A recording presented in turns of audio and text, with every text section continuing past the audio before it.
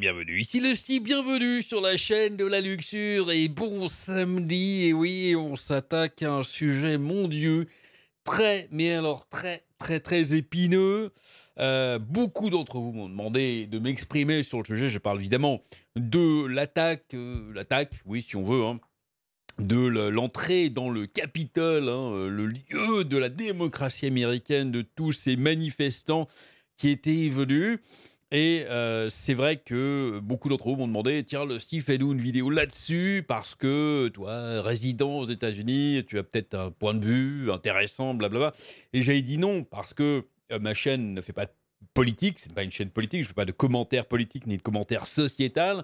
Mais par contre, là, le développement, m'oblige un peu, entre guillemets, à en parler puisque ça y est, ça touche, les réseaux sociaux, ça touche YouTube, ça touche un peu partout et vu que je parle de ça, donc là, eh bien, évidemment, je vais en parler. Alors, je ne ferai pas de politique, évidemment, je vais essayer, voyons, on va en faire quand même un petit peu évidemment, hein, c'est oui, aussi peu que possible, mais juste pour que vous compreniez bien, ce que moi j'essaye d'exprimer, mon point de vue.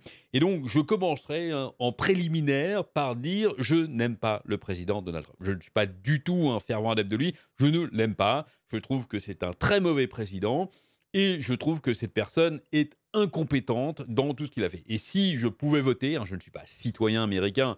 J'ai une carte verte, donc je peux travailler légalement aux États-Unis, mais je ne suis pas citoyen américain.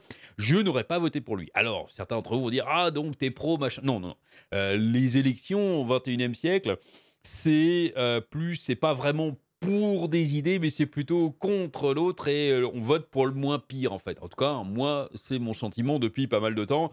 Donc ça aurait été un petit peu ça, si vous voulez. Bref, donc voilà, au moins ça, c'est dit parce que je vais défendre un petit peu, je vais pas le défendre personnellement, mais défendre un petit peu, ces comptes, de réseaux sociaux, on va voir, donc c'est pour ça que je tenais à dire ça en préambule, bref. Et autre deuxième point de mon préliminaire, c'est que, eh bien, tout gouvernement de n'importe quelle démocratie, alors n'importe quelle démocratie participative, ce que vous voulez, heu et il faut absolument qu'il y ait une communication. La communication entre les instances dirigeantes, le gouvernement, le président, ce que vous voulez, et le peuple, hein, les sans-dents, vous et moi, est essentielle. Alors avant, il y a très longtemps, eh bien, on avait deux, trois chaînes de télé, hein, c'est tout ce qu'il y avait comme réseau. Et donc du coup, eh bien, c'était le média unique, hein, avec les journaux aussi évidemment, mais qui était le plus rapide finalement. Et même avec les chaînes actuelles, hein, je rappelle que le président ou n'importe quel gouvernement, ils ont un droit de s'adresser publiquement sur toutes les chaînes, hein. Ils peuvent le dire, ils peuvent convoquer les chaînes en disant: «Voilà, non, là j'ai un discours important, donc vous coupez tout, je m'exprime et c'est moi qui parle et puis vous me coupez vos émissions à la con et je fais mon speech». Ça, et je trouve ça très normal parce que, par exemple, s'il y a un temps de crise ou tout, l'équipe dirigeante, en fait, doit pouvoir communiquer au peuple. C'est normal. Mais évidemment, les médias ont évolué depuis. De moins en moins de personnes regardent la télé ou alors juste Netflix, des films. Enfin, Netflix, c'est pas vraiment la télé, mais HBO, juste pour les séries et trucs. Les chaînes d'infos, bon, ça baisse, c'est comme ça. Et les réseaux sociaux ont pris le pas, hein. Beaucoup de gens s'informent, de plus en plus de gens s'informent, en fait, grâce aux réseaux sociaux, grâce à Facebook, Twitter, Instagram, TikTok, tout ce que vous voulez.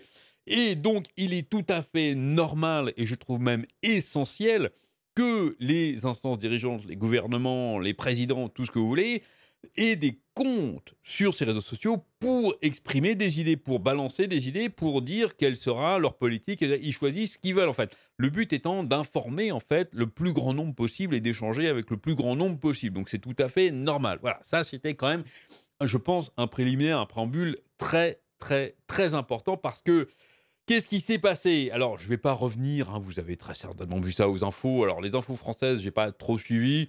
Ça doit être un petit peu coupé dans tous les sens, comme on a l'habitude, hein. En général, quand un pays part des infos d'une autre, il manque plein de trucs.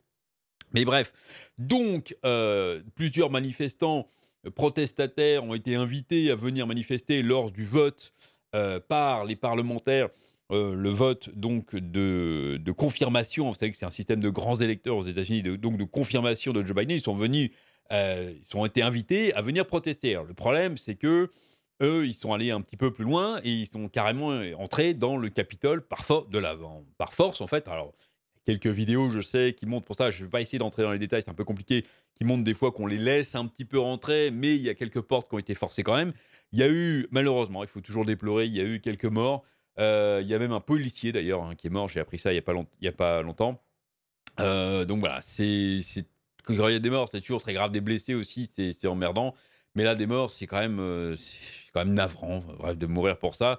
Bref, donc voilà. Et donc, évidemment, beaucoup de gens s'en sont pris au président Trump, qui avait donc invité ces personnes à venir manifester leur mécontentement, parce qu'il, lui, soutenait l'idée que l'élection lui avait été volée parce qu'il y avait eu de la fraude. Encore une fois, je ne vais pas débattre de ça, hein, je vous laisse ça à faire tout ça dans votre... En tout cas, à l'heure actuelle, eh bien, toutes ces demandes en justice ont été déboutées.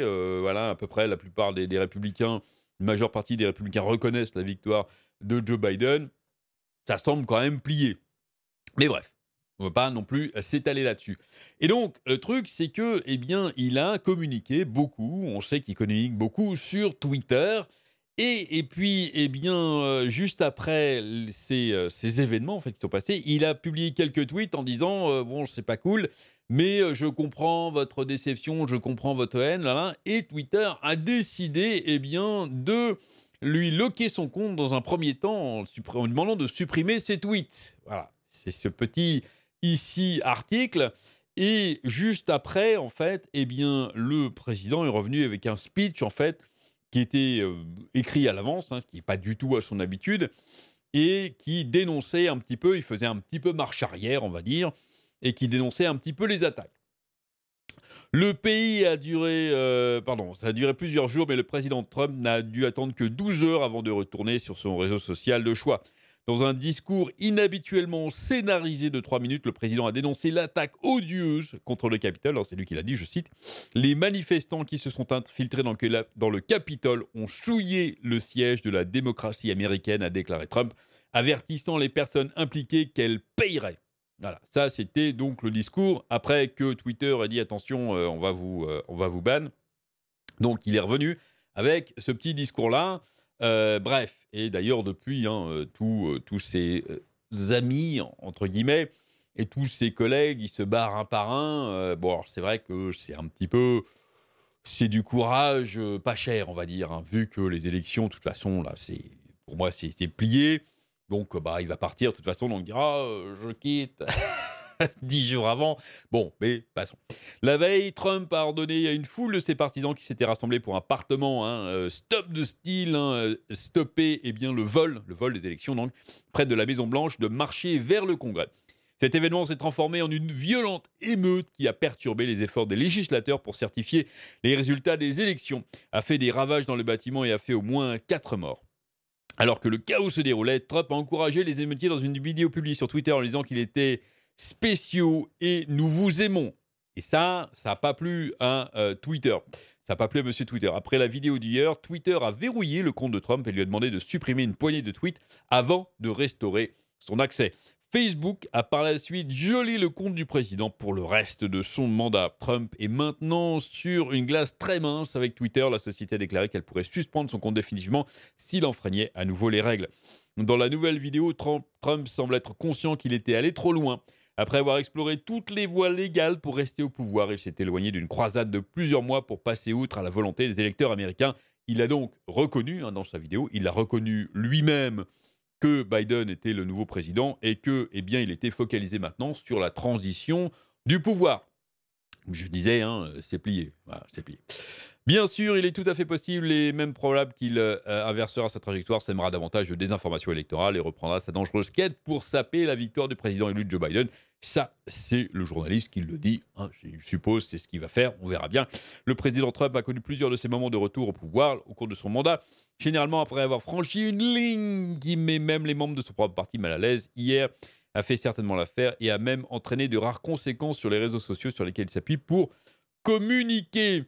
Voilà. Donc ça, c'était en l'état juste, disons pas longtemps après ces fameux événements. C'était un peu le beau bordel pendant le chaos, pendant pas mal de temps, pas mal d'heures. Donc bon, j'essaye de remettre un petit peu d'ordre. Le truc, c'est que, eh bien, on a vu ça aujourd'hui et c'est arrivé comme un coup de tonnerre sur les réseaux sociaux. C'est ça, cet article de CNN. Trump a définitivement banni le compte Twitter.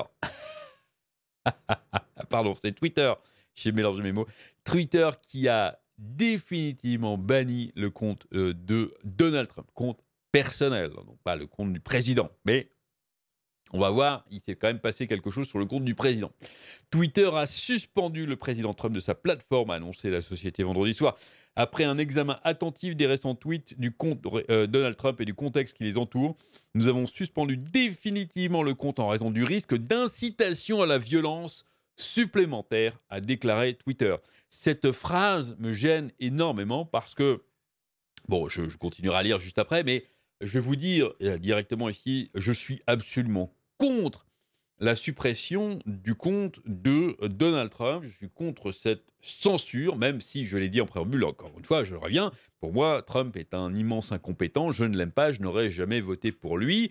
Je trouve même qu'en tant que personne, il est détestable. Mais je n'ai pas envie que son compte Twitter soit supprimé. C'est de la censure parce que c'est le média qu'il a choisi pour communiquer ce qu'il pense, qu'il a envie de faire. Et je trouve très dangereux, malheureusement, eh bien, de supprimer tout ça. D'autant que là, la raison, c'est incitation à la violence supplémentaire. On sait que les plateformes, qui sont des plateformes, telles que Twitter, Twitch, Facebook ou même YouTube, bénéficient normalement, d'après l'article 230, dont j'ai déjà parlé plein de fois, c'est-à-dire d'un statut de plateforme. C'est-à-dire qu'elles ne sont en aucunement légalement responsables de ce qui est dit, en fait. C'est-à-dire que si vous allez sur Twitter et vous balancez une phrase qui tombe sous le coup de la loi, on va dire une phrase, je sais pas, de racisme ou d'incitation au meurtre, machin, eh bien, Twitter n'est pas responsable. Ce qui semble relativement normal. C'était un article qui a été fait pour protéger les plateformes, mais du coup, en fait, elle s'engageait en contrepartie, eh bien, à modérer ce qui tombait en dehors de la loi. Le problème, c'est que normalement ce qui tombe sous le coup de la loi. Ce n'est pas monsieur Twitter qui décide. Normalement, c'est la justice qui décide de ce qui est hors la loi. Et normalement, eh bien, il faut recourir à la justice pour savoir si effectivement ce qu'on a dit est hors la loi ou pas. Non, là, c'est Twitter qui se fait justice lui-même, qui dit non, non, c'est illégal ce que tu dis. Donc, on vire directement, sans appel, sans rien, évidemment. Et puis, bah, il peut aller se brosser finalement pour récupérer. Même Donald Trump, qui est pourtant président, il peut aller se brosser, à mon avis, pour récupérer son compte. Je suis absolument contre tout ça et c'est extrêmement contre-productif. Je vais continuer parce qu'il y a plein d'autres choses qui se sont passées derrière et puis on en discutera un petit peu plus tard. Dans le contexte des événements horribles de cette semaine, nous avons clairement indiqué mercredi que des violations supplémentaires des règles d'Uther entraîneraient potentiellement cette même ligne de conduite. La décision de Twitter faisait suite à 2 tweets de Trump vendredi après-midi qui finiraient par être son dernier. Les tweets ont violé la politique de l'entreprise contre la glorification de la violence, a déclaré Twitter. Et ces 2 tweets doivent être lus dans le contexte d'événements plus larges dans le pays et de la manière dont les déclarations du président peuvent être mobilisées par différents publics, y compris pour inciter à la violence, ainsi que dans le contexte du modèle de comportement de ce compte de ces dernières semaines. Je rappelle aussi qu'il y a des choses, même si, encore une fois, je suis contre tout ce que Donald Trump a déclaré dans ses tweets, je ne suis absolument pas d'accord avec lui, il y a quand même, dans l'incitation à la violence, on voit des trucs largement plus horribles et plus dégueulasses qui passent tous les jours sur Twitter. Puis la modération est complètement fraise. On a beau des fois rapporter des trucs, je veux dire, la modération sur Twitter, il n'y a pas grand monde qui est vraiment satisfait de ça.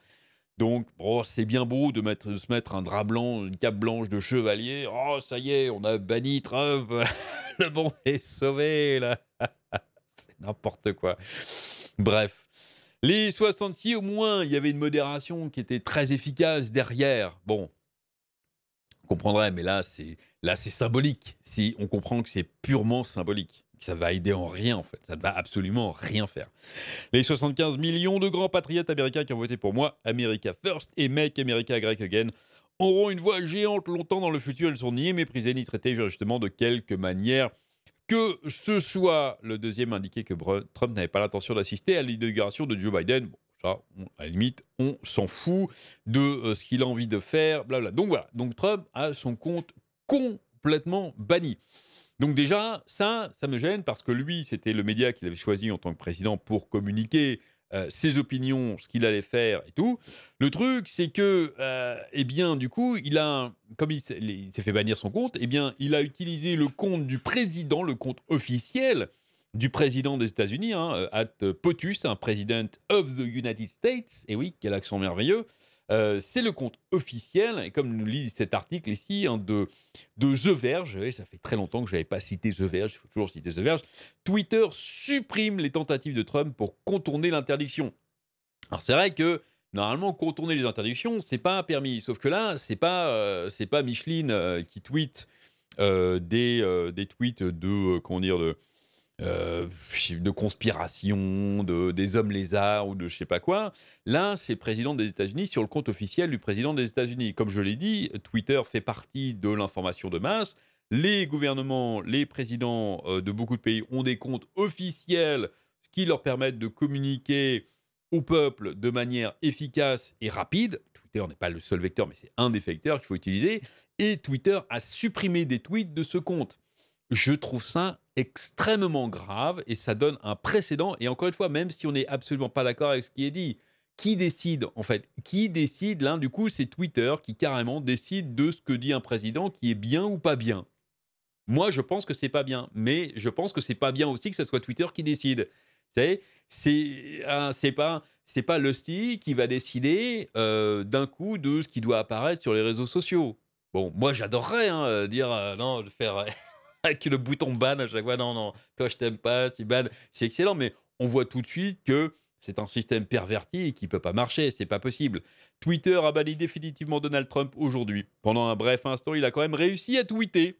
Pas de @real Donald Trump par son compte suspendu, mais plutôt du compte officiel @POTUS réservé à l'actuel président des États-Unis qui sera remis à Joe Biden le 20 janvier. Son message, avant qu'il ne soit supprimé, suggérait de manière cryptique qu'il aurait bientôt une grande annonce et qu'il examinait les possibilités de créer sa propre plateforme. Trump est actuellement épuisé de la plupart des réseaux sociaux. Le truc, c'est que là, dans les tweets en plus qu'il fait sur le compte du président officiel, ce n'est pas de l'incitation à la violence. Il annonce qu'il se plaint de Twitter. Bon, il a le droit, hein. Et il annonce en fait qu'il y aura bientôt une nouvelle plateforme qui sera créée. Un président de n'importe quel pays a le droit d'annoncer que son pays ou que son envie, c'est de créer une plateforme pour que les gens puissent s'exprimer avec, de manière, je ne sais pas, n'importe quoi. On ne sait pas encore très bien les détails, mais il a le droit de faire ça. Et non, ces tweets-là ont été supprimés. Juste parce que, eh bien, vu qu'il avait été banni, normalement, il faisait un contournement de ban. Mais oui, mais ça, c'est la règle Twitter, ça. Là, il supprime carrément la parole du président des États-Unis. C'est extrêmement grave. Et le mec appelle pas au meurtre de journalistes ou c'est pas des tweets de dictateurs, ça. Et c'est supprimé. C'est marqué, hein, US, gouvernement, enfin, compte de gouvernement US. Et non, monsieur Twitter, tout seul, derrière son. On ne sait même pas qui a fait ça en plus, de manière complètement anonyme. Et là, non, non, je supprime. Je trouve ça extrêmement dangereux et ça, encore une fois, ça donne un précédent qui, on verra ce qu'ils en font à l'avenir, mais et si jamais, eh bien, ils sont pas d'accord avec un tweet de Macron sur les trucs, est-ce qu'ils vont le supprimer aussi en pensant oui, non, c'est pas cool, c'est pas bien, non, on supprime mon truc. Bref, moi ça m'effraie ce genre de choses. Twitter a déclaré à The Verge plus tôt aujourd'hui que Trump ne serait pas en mesure d'échapper à une interdiction en tweetant à partir d'un autre compte. Oui, mais l'autre compte, c'est le compte officiel du président des États-Unis. C'est pas j'adore les crêpes. Non, c'est très très grave. Évidemment, d'autres comptes qui ont juste copié-collé ce qu'il avait dit. Et encore une fois, là, ce sont des comptes ici. Alors c'est Team Trump, d'accord, mais c'est juste un copier-coller. C'est juste une citation. C'est-à-dire qu'on n'a même plus le droit de citer les gens. Magnifique. C'est superbe. Franchement, oui, là, tout le truc Twitter avec les logos, bon, c'est un peu poussé, mais franchement, c'est très, très, très, très grave. Alors, le truc, c'est que bah, maintenant, ça a commencé avec Twitter et un petit peu Facebook, mais il y a une espèce d'immense purge qui a été lancée, et pas qu'à l'encontre de Donald Trump. Alors, Donald Trump, on sait que maintenant il a même plus de compte sur MySpace et sur Friendster. Alors, MySpace, bon, peut-être qu'il y a toujours des gens il y a d'autres plateformes qui s'y sont mis aussi. pour se donner bonne conscience, évidemment, toujours. Il ne faut pas se leurrer. Le syndicat, ça y est, il y a un syndicat chez Google maintenant, d'employés. Alors, on aurait pu, au début, quand j'ai vu ça, je me dis, ah, c'est bien qu'il y ait un syndicat maintenant dans une entreprise comme chez Google. Seul problème, c'est qu'apparemment, ils ont l'air ultra politisés. Et ça, j'ai horreur de ça, les syndicats ultra politisés. Donc voilà, donc le syndicat des travailleurs Alphabet de chez Google demande carrément le ban de YouTube de Donald Trump. Écoutez, pourquoi pas, hein, on y va.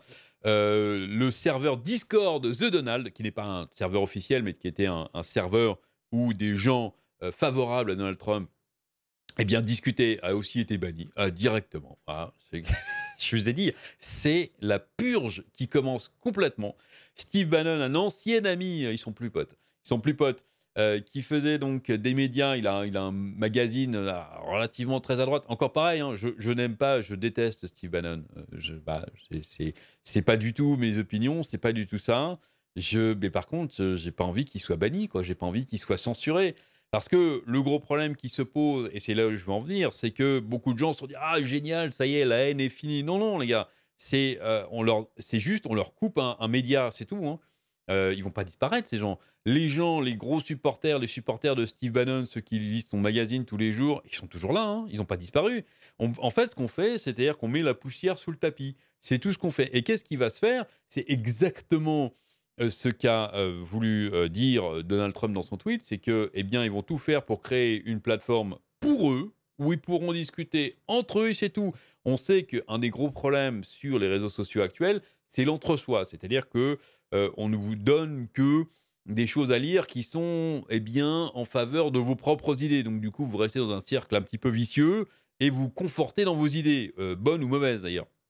Mais il y avait quand même un petit peu, les gens pouvaient quand même échanger un petit peu. Là, ça va être, mais alors pire, il y aura plus d'échange du tout. Il y aura la plateforme des gentils, la plateforme des méchants de l'autre, et puis c'est tout. Les mecs vont se conforter tout seuls, ça va être encore pire. C'est pour ça que je dis qu'en fait, ça ne sert à rien. Moi, je trouvais très bien, et c'est ça que je dis depuis longtemps que je fais ces vidéos, il faut l'échange d'idées, la confrontation d'idées, et puis comment dire, envoyer des liens, faire lire les gens. Moi, je trouvais très bien, par exemple, que Twitter, j'invitais YouTube à faire la même chose. Par exemple, quand quelqu'un dit une chose qui est controversée, eh bien, qu'il y ait un message en dessous disant attention, cette position est controversée. Cliquez là si vous voulez lire des liens ou voilà, aller lire un petit peu de trucs. C'est une première étape. Évidemment, ça va pas résoudre tout le problème, mais c'est une première étape. Il faut échanger dans le calme.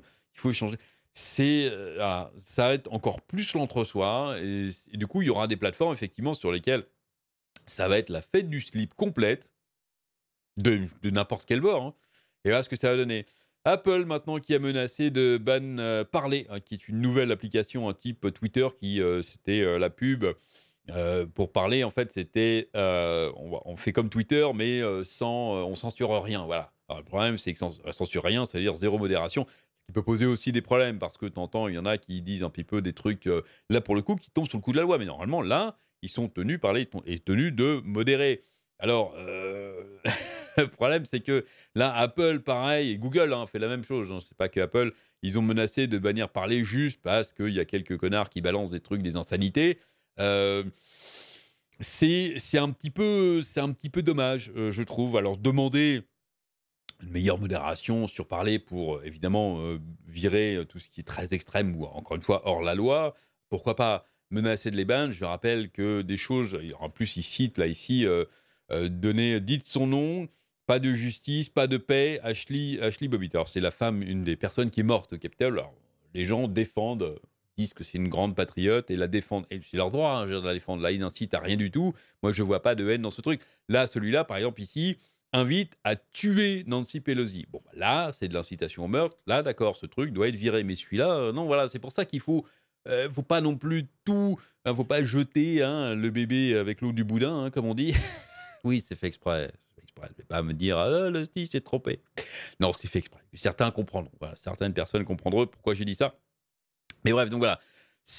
Alors que on trouve des appels à brûler des politiciens ou leur faire du mal sur Twitter. Il y en a des millions par jour. Apple et Google n'ont pas menacé de bannir Twitter de leur plateforme. Bon, faudrait aussi un petit peu balayer devant sa porte. C'est pour ça que je dis que c'est un petit peu excessif quand même. Et puis on a vu YouTube qui carrément, eh bien, avait censuré des chats live pendant les événements hein, au Capitole. Si vous en avez assez... Non, non, pardon, je lis la pub. Page 21. YouTube a désactivé les discussions en direct sur plusieurs médias indépendants qui couvrent les événements qui se sont déroulés mercredi dans le Capitole américain.